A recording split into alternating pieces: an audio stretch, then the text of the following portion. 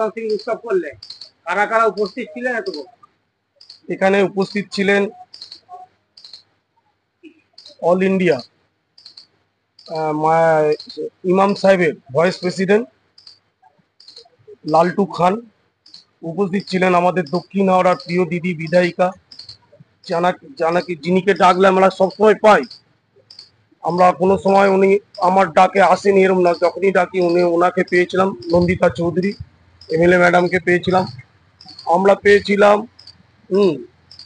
আমরা পেয়েছিলাম আমাদের বিশিষ্ট জাস্টিস, প্রাক্তন জাস্টিস আনিসুর সাহেবকে পেয়েছিলাম। আমাদের উপস্থিত ছিলেন সাতকারগাছি থানার আইসি, এবং আমাদের সাইন্টিক একজন ছিল, সাইন্টিক সেও এসেছিল, ইনজামানুল বলে একজন এসেছিল সাইন্টিস্ট। তারপরে আমাদের মধ্যে উপস্থিত ছিলেন বিভিন্ন আমাদের হাওড়া জেলার বিশিষ্ট সমাজসেবী পার্থ বোস ছিলেন, দিলীপ কুমার দে ছিলেন, সব বিশিষ্ট সমাজসেবী।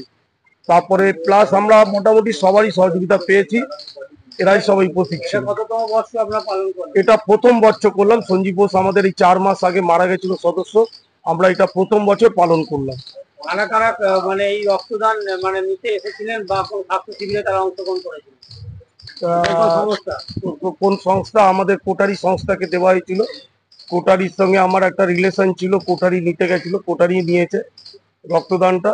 আর দ্বিতীয় কথা হচ্ছে, আমাকে বিশেষ করে আমাদের যে ছেলেরা আছে, এই যে শুভ, দীপু সামন্ত, রাজু যশোর, আশা ঘোষ, বিনা হালদার, এই উজ্জ্বল, যার বাবার স্মরণে করেছি, এরা আমাকে যেভাবে এক মাস না, আমরা 15 দিনের রক্তদানটা শিবিরটা ঠিক করেছি। 15 দিনের মাথায় আমরা এই রক্তদান শিবিরটা সাকসেসফুল করেছি।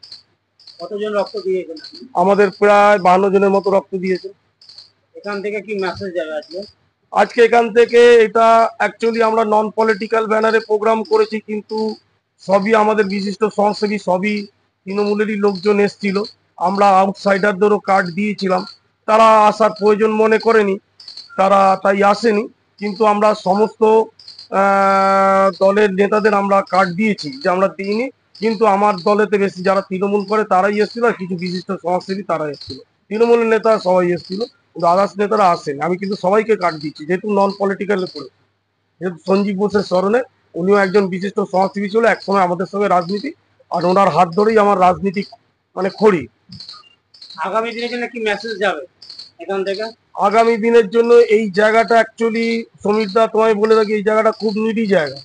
এখানে খুব গরিব লোকের বাস, দিন আনে দিন খায়, ঠিক আছে, সবাই মানে খেটে খাওয়ার লোক। তারপরে দ্বিতীয় কথা, এইখান থেকে করার মানে আমার এই জায়গাটা একটা ডেভেলপ হলো, আজ থেকে এই জায়গার মেসেজ জুড়ে এরা রক্তদান শিবিরটা করতে পারে, যেটা আমরা পিছিয়ে ছিলাম এই জায়গাটা, সেটা এখান থেকে মেসেজ গেল যে এরকম একটা জায়গায় সব জাতি ধর্ম নির্বিশেষে আমরা কিন্তু রক্তদান শিবিরটা করলাম। আমার নাম? আমার নাম কালীপদ পান্ডা। আমি এই দুটো কমিটি, রায়পাড়া শীতলা পুজো কমিটি এবং গৌরাজ 1 নম্বর সুলতানপুর কমিটি, আমরা দুটো মন্দিরই আমি প্রেসিডেন্ট, সভাপতি।